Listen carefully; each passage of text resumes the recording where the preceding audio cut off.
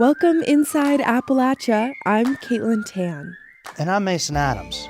More of us are using technology to stay connected during the pandemic. But for some parents in recovery for substance use disorder, it's the only way they can be with their kids. If they're seeing their baby on the phone once a week, that gives them a goal to shoot for. Otherwise, it's easy to slide back into something that's not so conducive to healing. And we dig into the story of a tomato, and not just any tomato. He would not allow any other tomato on the property to grow because he didn't want to find any cross-pollination of any sort. He wanted the purity of his tomato and that strain to remain intact. It was always just mortgage lifters. But there's a mystery behind this tomato. We'll explain later in the show. And I don't know about you, but with all the stress, a chocolate chip cookie sounds just about perfect right now. Today, we'll get some baking tips on a very special kind of cookie made with local buckwheat and stone ground flour. It's not going to be as sweet as like a normal chocolate chip cookie. Think of it as like a twist. You'll hear these stories and more this week inside Appalachia.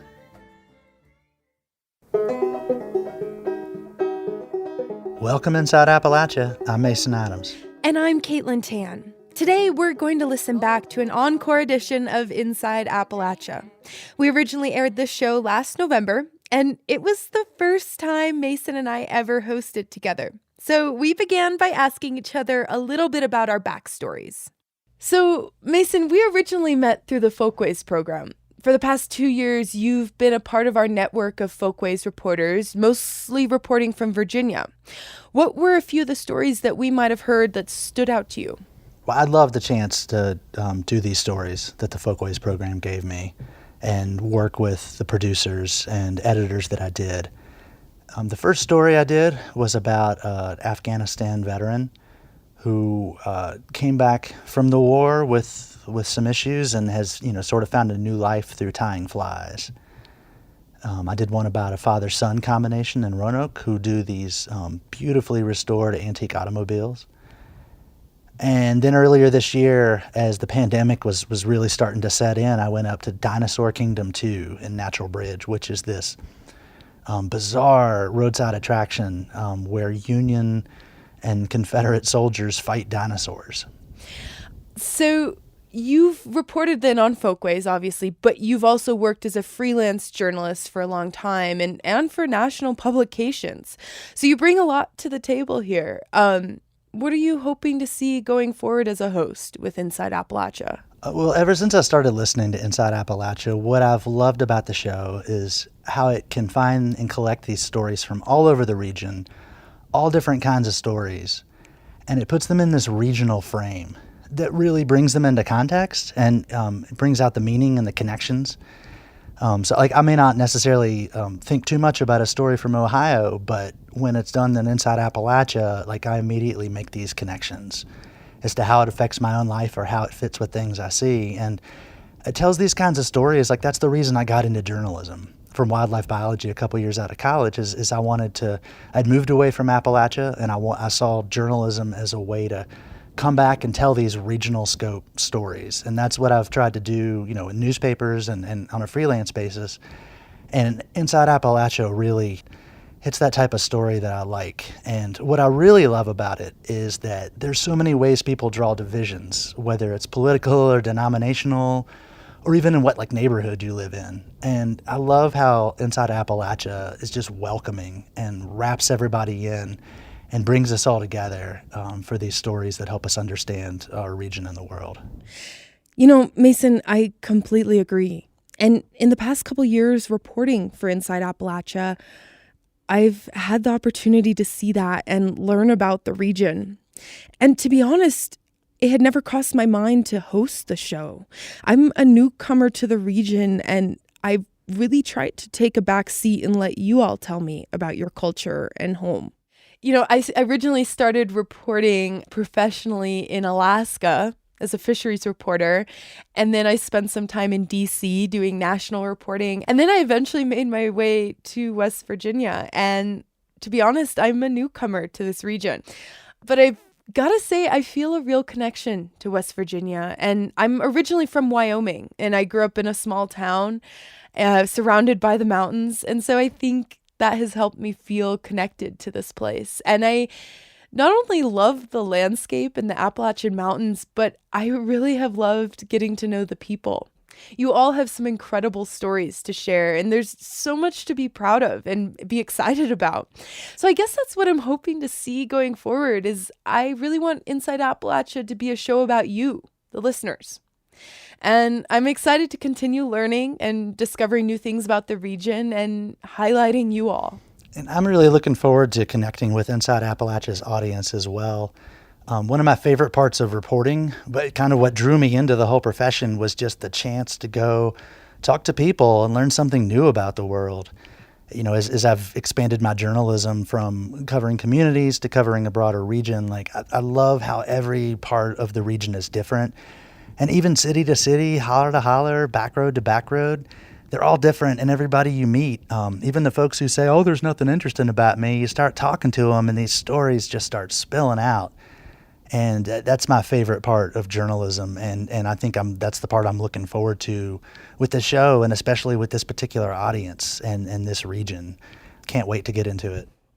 And I think, Mason, you and I both agree that we do have big shoes to fill. Our former host, Jessica Lilly, she really helped make the show what it is today. When I first started listening to Inside Appalachia several years ago, it was through the podcast, and I'd put it on and do farm chores, often milking goats, especially it takes a long time in the spring. And Jessica's voice just made me feel really welcome. She reminded me of one of my cousins or the folks I went to high school with. And I just, she immediately makes you feel like you're part of the community. You're sitting down at the family table talking across to her over a meal. And I love that sense of warmth. Her strength as a host and also her approach to storytelling will definitely inform my approach to Inside Appalachia going forward. Caitlin and I are still learning, so please be patient and bear with us as we work through these next several months. We also really want to hear your ideas and feedback, so send it to us at insideappalachia@wvpublic.org.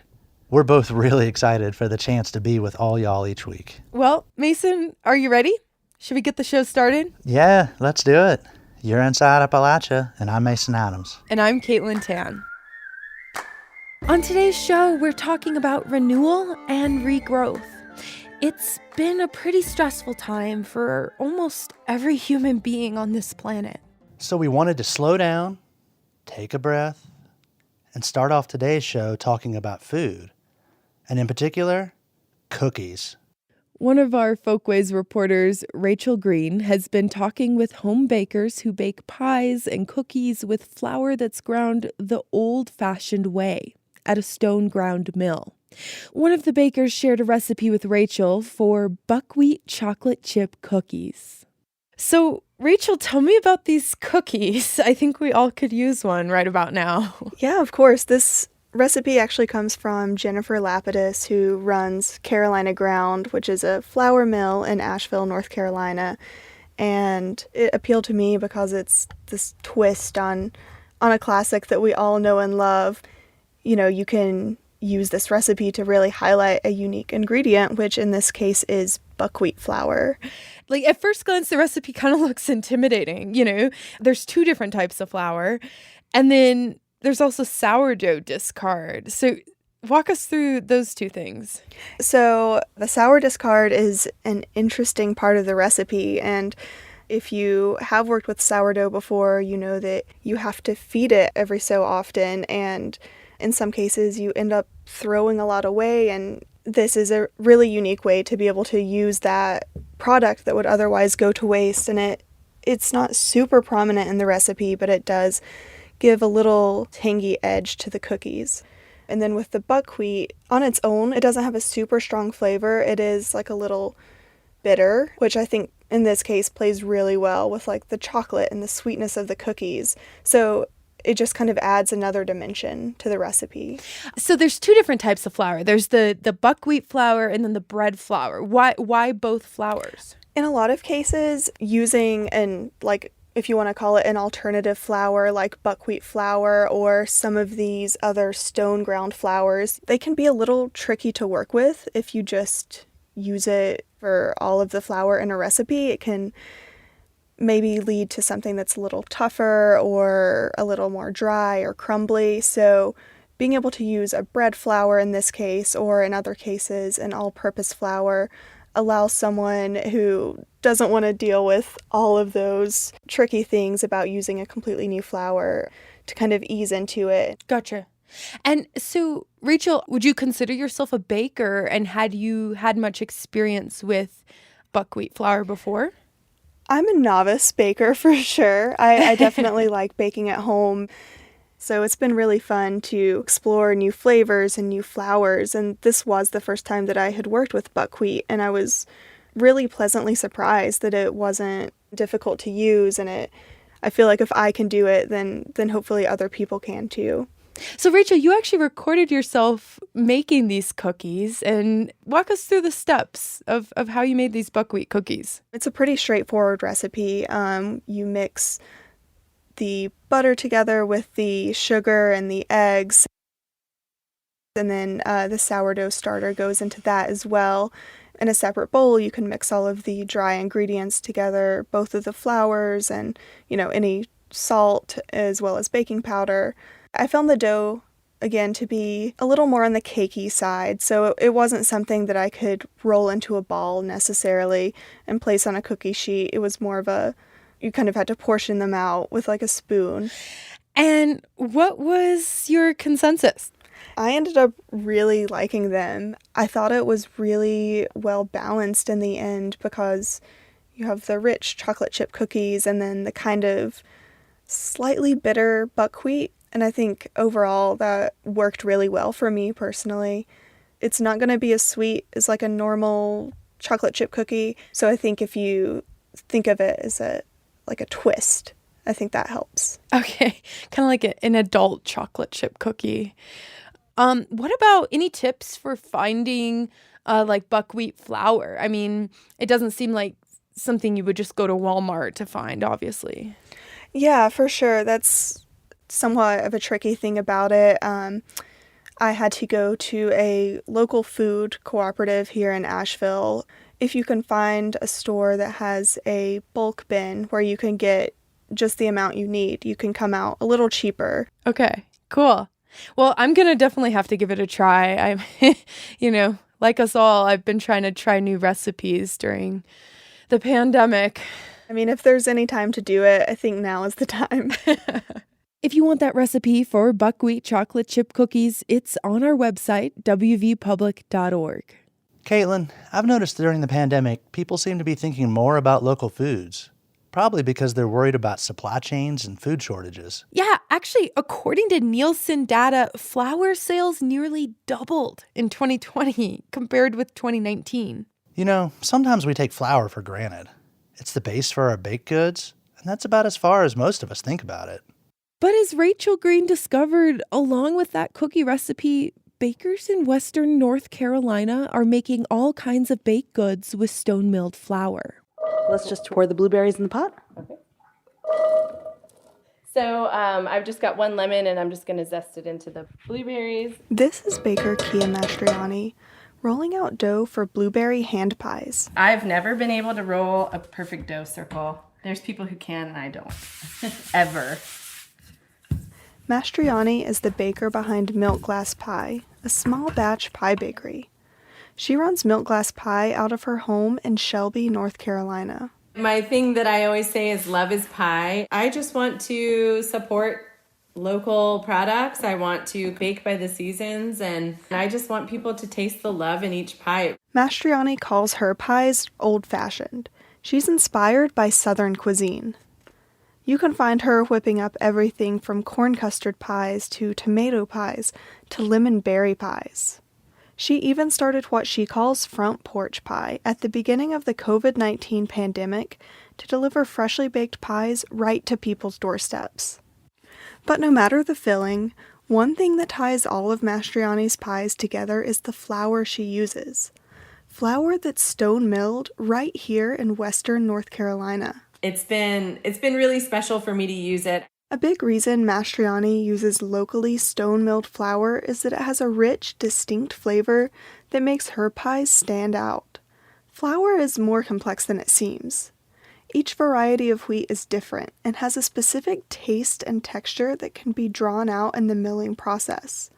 It can have a whole range of flavors, from bitter and tannic to nutty and rich to smooth and buttery. You know, whole grain flours just have flavor. They taste like something. Wheat doesn't grow much in Appalachia or in the southeast. The climate just isn't right. It's too humid.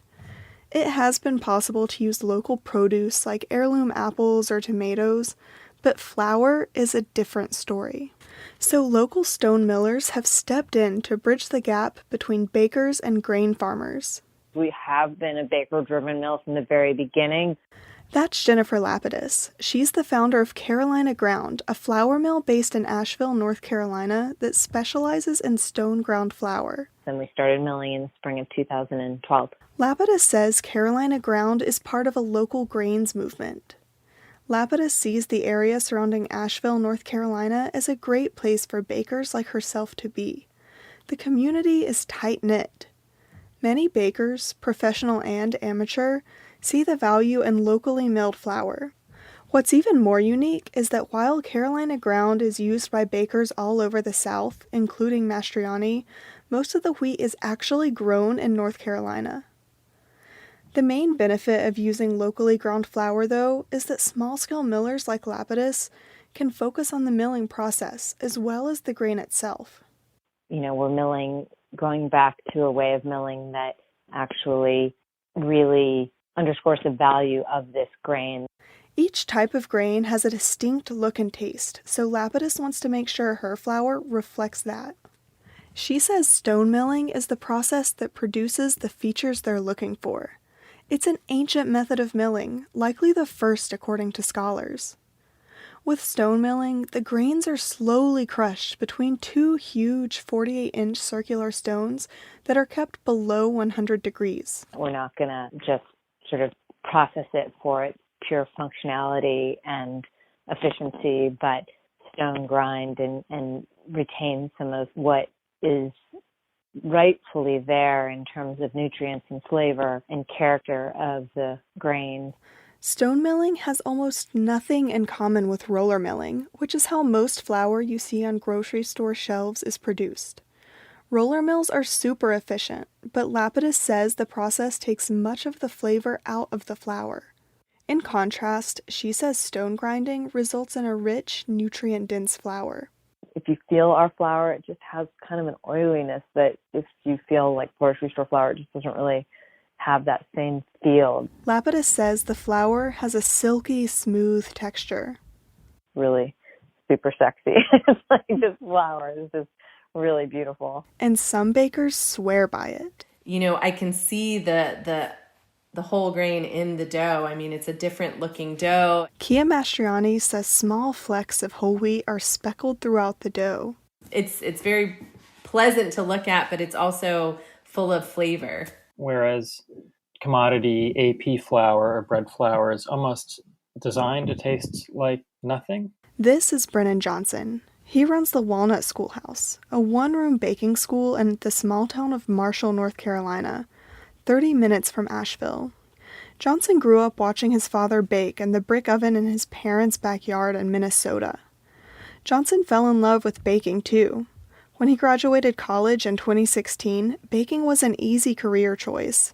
So he moved to Asheville, where the baking community thrives. And he says he just quickly became enamored with everything that was going on in that region. Johnson was inspired by bakers and millers like Lapidus, who use uncommon grains and baking techniques.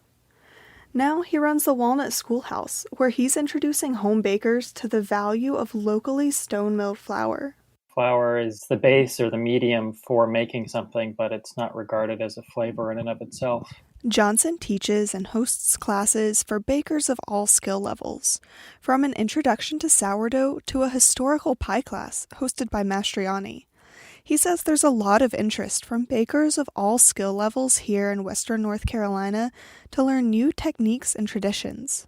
And stone-milled flour can be the entryway for bakers to explore new flavors. One approach that I often take is trying to pair the actual flavor of the grain I'm using. Each type of wheat has its own different flavor. So an Appalachian white wheat will be very creamy and mild, whereas turkey red can be very nutty and earthy. These characteristics can come out in all sorts of recipes.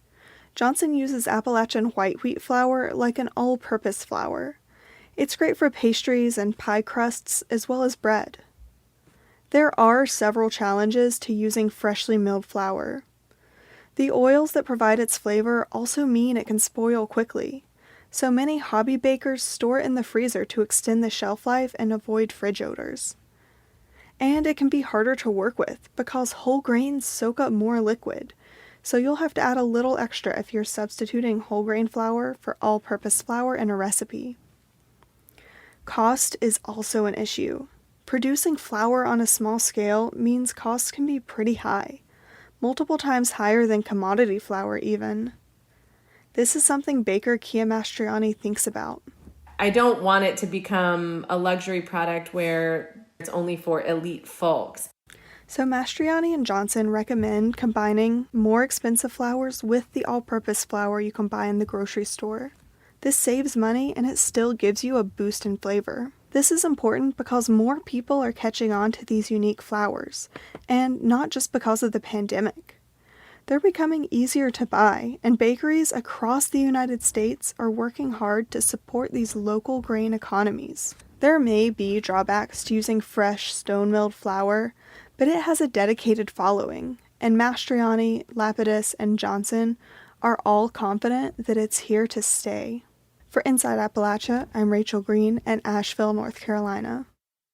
Rachel is a member of our Inside Appalachia Folkways reporting corps. Hey, and thanks to Jen Nathan Orris of Skillet Podcast for letting us use sound from her episode on blueberry hand pies. We're going to keep talking about food for our next story. Have you ever heard of Radiator Charlie's mortgage lifter tomato?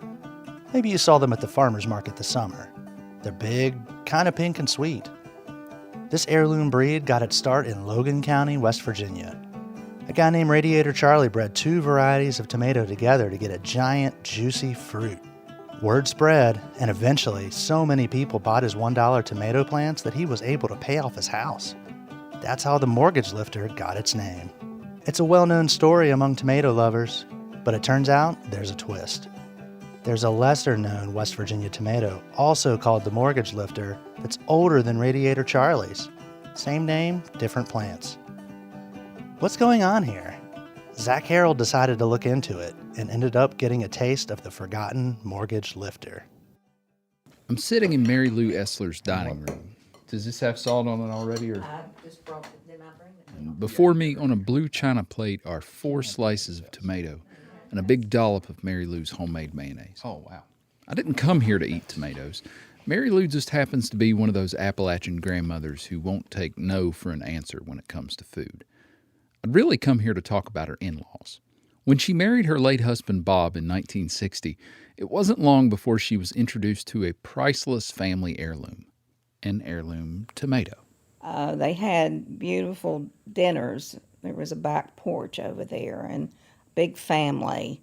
And Mrs. Essler owned a Blinko piece of glass. All the way around would be these gorgeous slices of mortgage lifter tomatoes. So that was always a favorite. Now, these weren't the so-called Radiator Charlie mortgage lifters you find in lots of seed catalogs nowadays. No, this was a breed of tomato developed by Mary Lou's father-in-law, William Essler. It first showed up back in the mid-1920s, several years before Radiator Charlie brought his tomato to market. Mr. Essler had 2 tomatoes that he was raising, the Pritchard and the Ponderosa. People were not able to get tomatoes that were not acidic. And Mr. Essler was interested in seeing if he could develop a tomato that was low acid. Evidently put those 2 tomatoes together and came up with this one very special tomato. Special indeed. Some reports say the plants could grow up to 12 feet tall. The tomatoes themselves were round, red on the outside, pink on the inside, and could weigh up to 2.5 pounds apiece. But most important of all, they were delicious, pleasantly sweet, not acidic and sour. Mrs. Essler had them for breakfast with a little sugar on them. The tomatoes were a hit with family and friends alike, so William Essler built a greenhouse and started raising seedlings. He sold them on to local vendors, to local nurseries, and provided seed to some of these local nurseries. He did not sell them on a retail basis. He strictly sold on a wholesale basis to some of these nurseries. Dean Williams is Mary Lou's son-in-law and the family's unofficial tomato historian. Their goal was never on a national basis. It always looked like they kept things on a local basis. I never saw anything that gave an indication that they were trying to make this on a national type of tomato. It was actually an offhand remark by an employee of one of those nurseries who gave the tomato its name, Mortgage Lifter. William Essler liked the name so much he had it copyrighted in 1932. By the time Mary Lou joined the family, though, her father-in-law was getting up in years. He had turned over the farm to his son. That's Bob, Mary Lou's husband. And Bob converted much of the property to a 9-hole golf course to keep from having to sell it. Bob kept on raising his father's tomatoes, though, and his passion only increased after his father passed away in 1968 in a house fire. Bob would put out about 75 tomato plants, and then he would, make a point to save the choice tomatoes to save the seed from. He was kept busy all summer. You have to continually spray the tomatoes. They have to be tied, and I have pictures of Bob standing on a stepladder in the garden where he's still tying the tomatoes. He made the mistake of bringing a cherry tomato plant to Mary Lou once, and that was a no-no, a definite no-no. He would not allow any other tomato on the property to grow because he didn't want to find any cross-pollination of any sort. He wanted the purity of his tomato and that strain to remain intact. It was always just mortgage lifters. If Bob was so protective of his father's tomato that he wouldn't even allow other breeds on his property, well, you can imagine how he felt when he found out there was another tomato making the rounds, also called the Mortgage Lifter.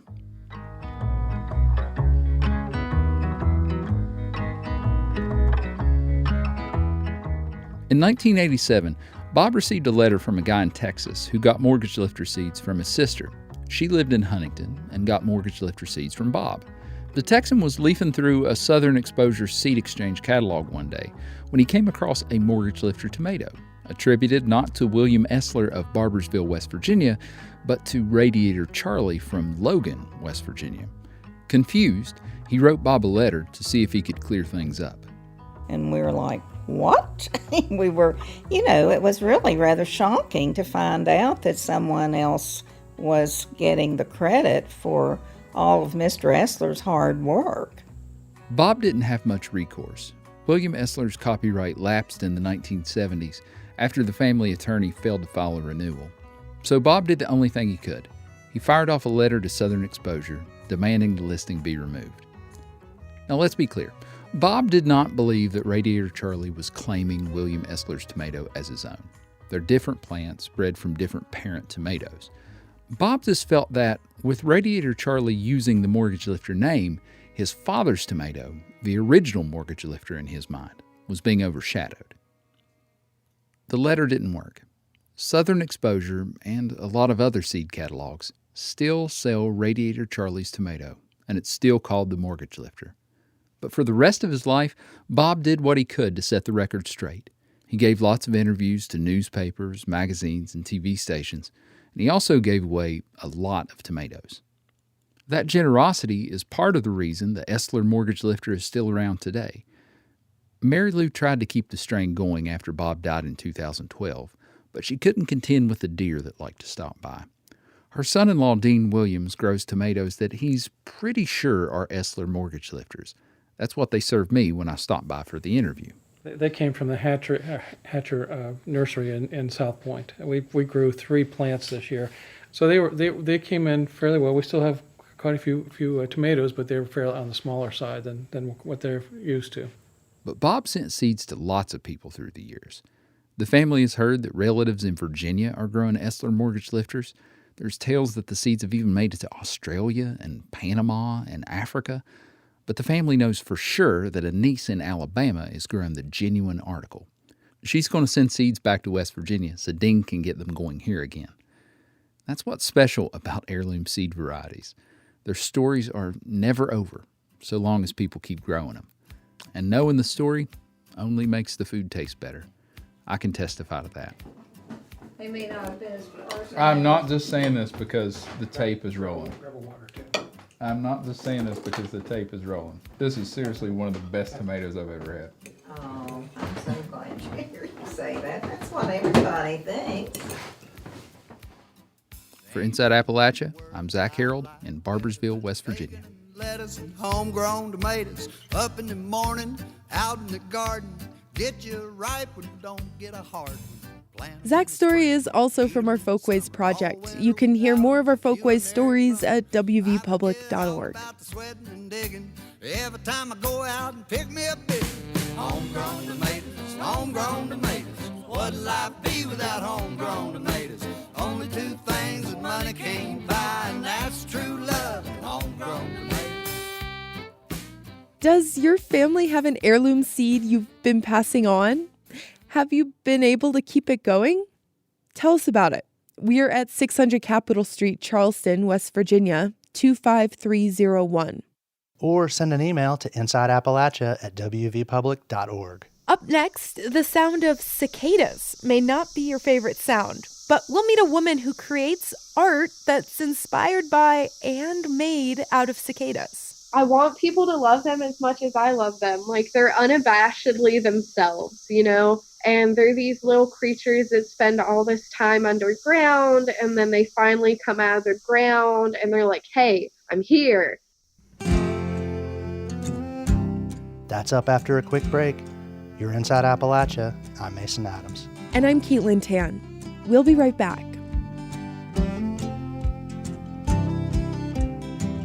Days up and down they come, like rain on a conga drum. Forget most, remember some, and don't turn none away. Everything is not enough, and nothing is too much. Support for Inside Appalachia is provided by Concord University in Athens, West Virginia. With career-focused liberal arts education in more than 80 degrees and programs to pursue various career options, not just a single job. More at concord.edu.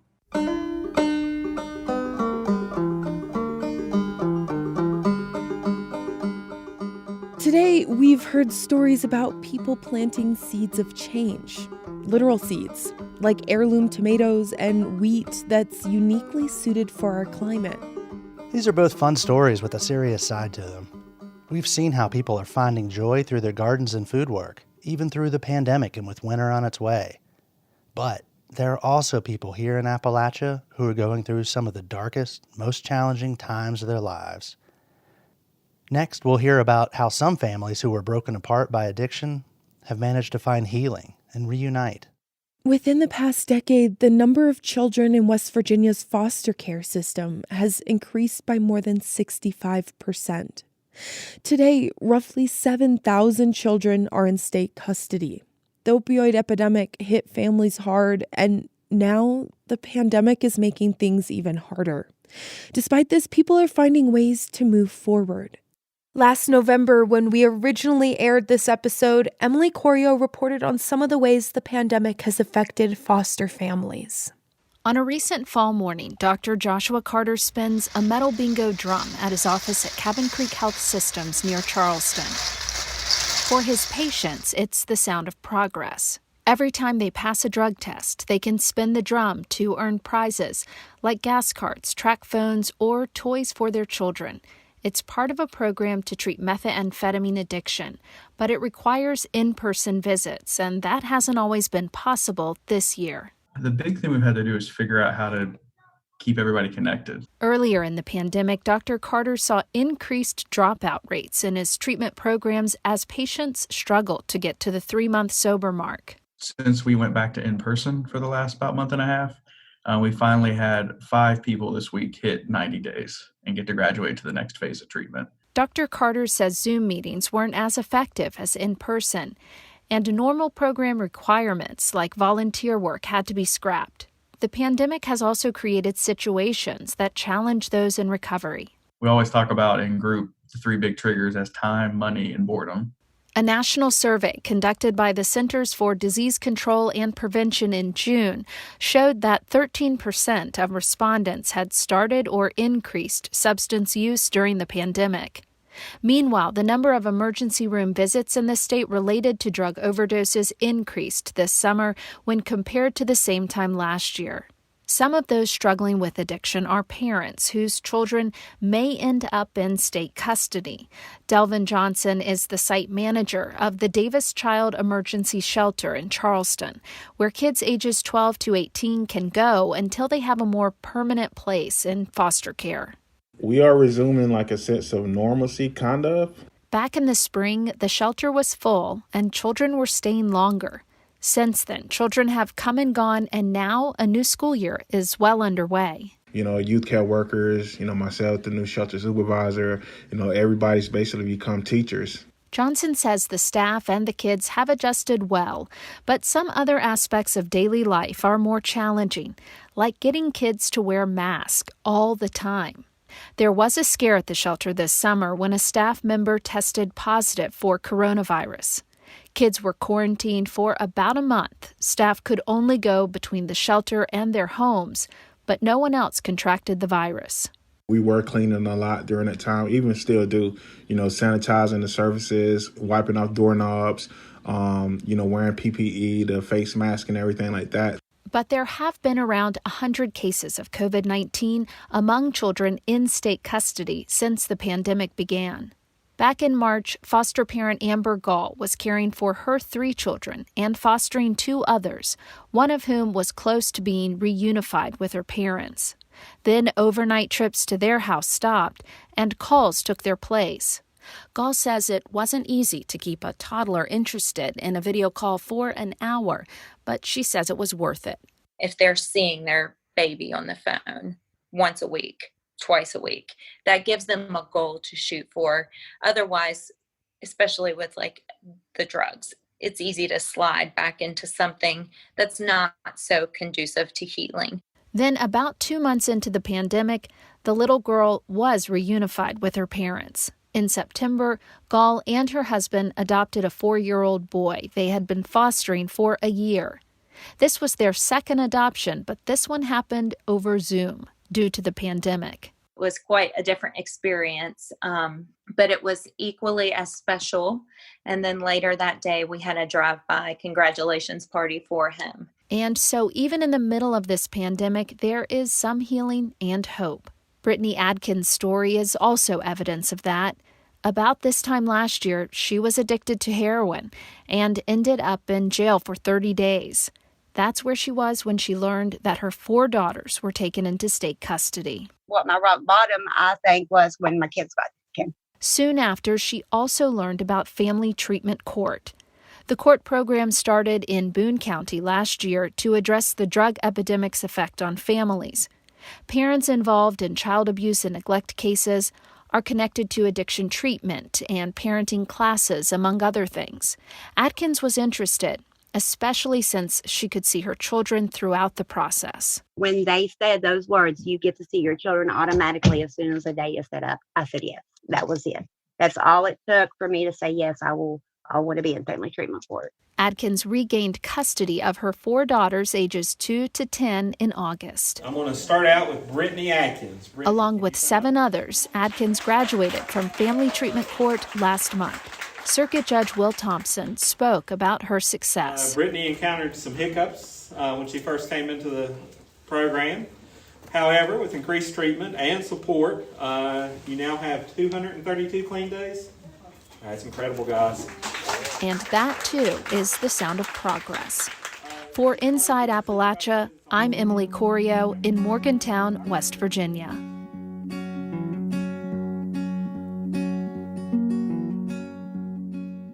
If you or someone in your life is struggling with substance use disorder and you want to find treatment, here's a number to call: 1-800-662-4357.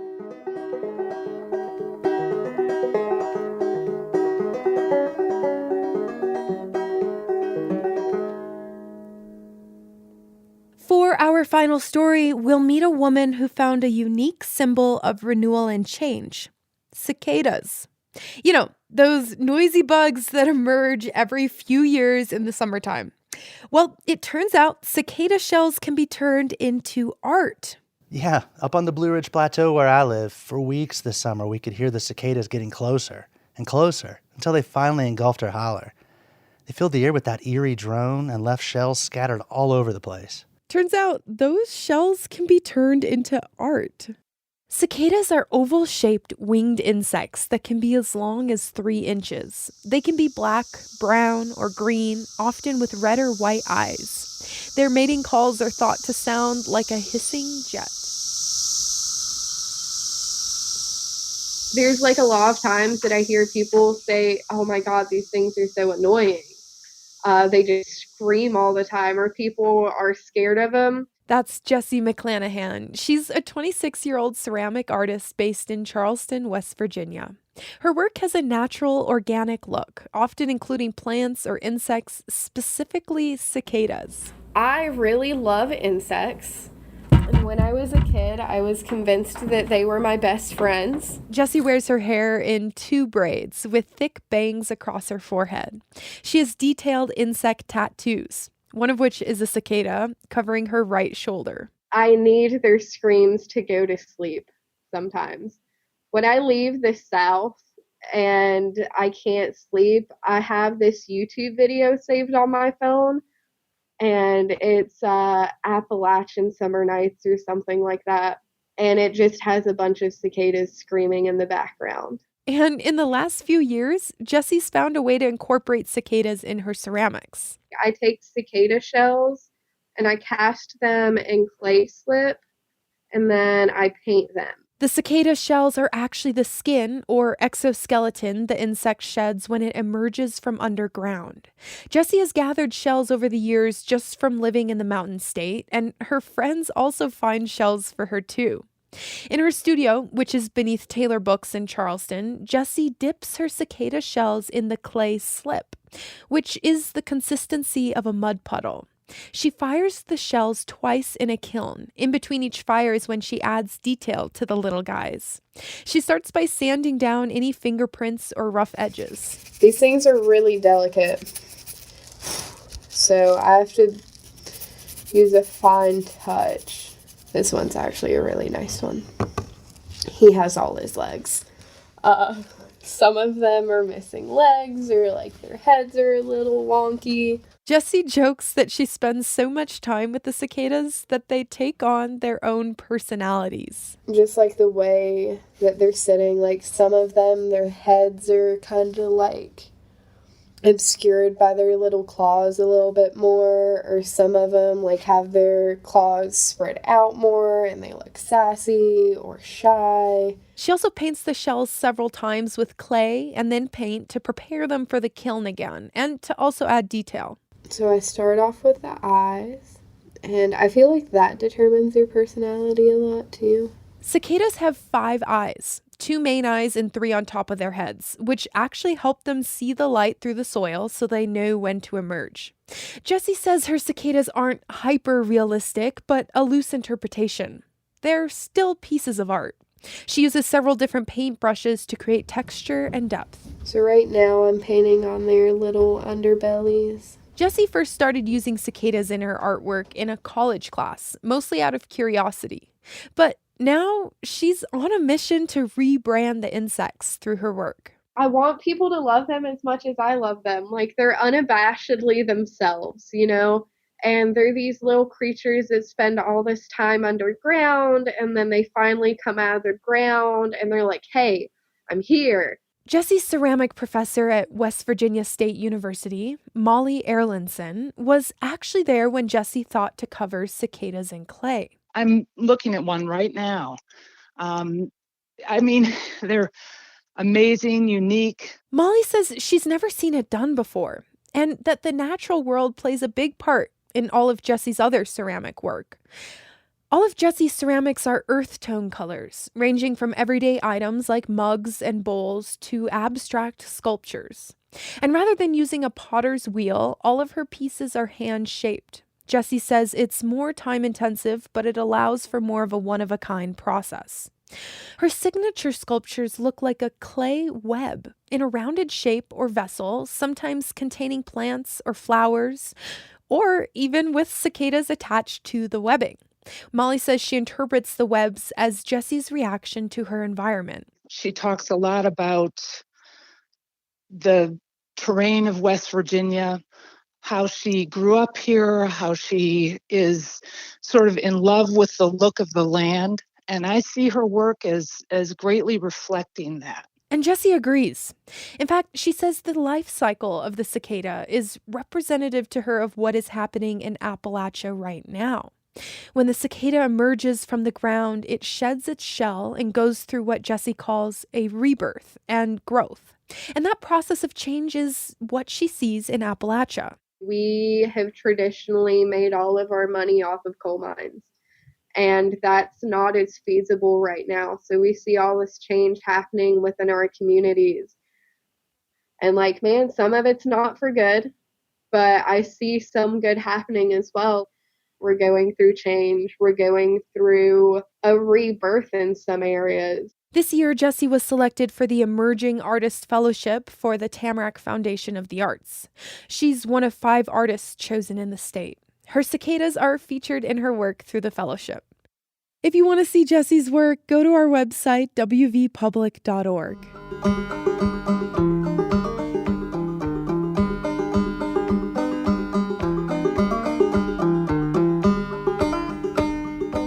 Today, we've heard how an artist pays homage to the cicada, which spends most of its life underground, but every 17 years bursts forth in a droning insectoid tidal wave.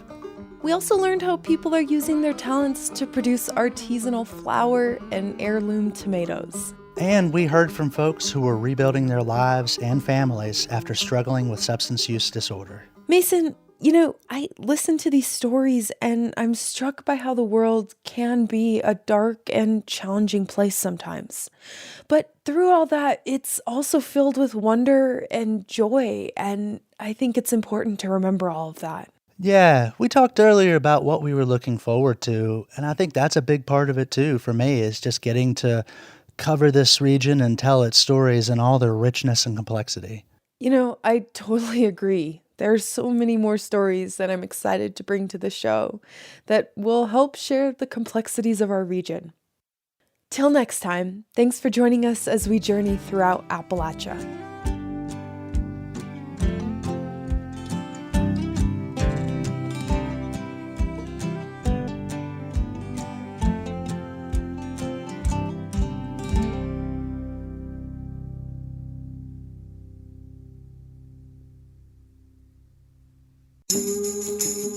We had help producing Inside Appalachia this week from the West Virginia Folklife program at the West Virginia Humanities Council.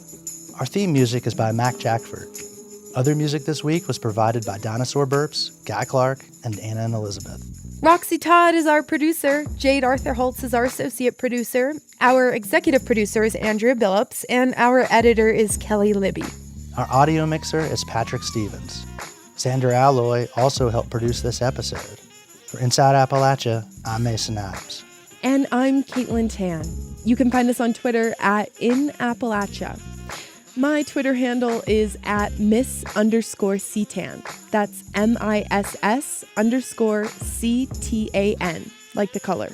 Mason is at Mason Atoms. That's ATOMS, like the atomic particle.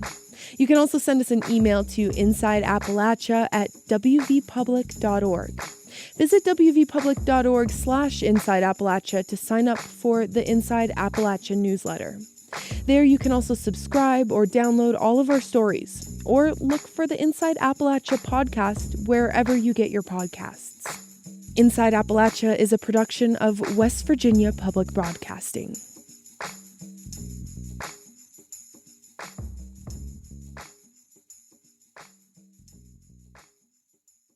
Support for Inside Appalachia is provided by Concord University in Athens, West Virginia, with career-focused liberal arts education in more than 80 degrees and programs to pursue various career options, not just a single job. More at concord.edu.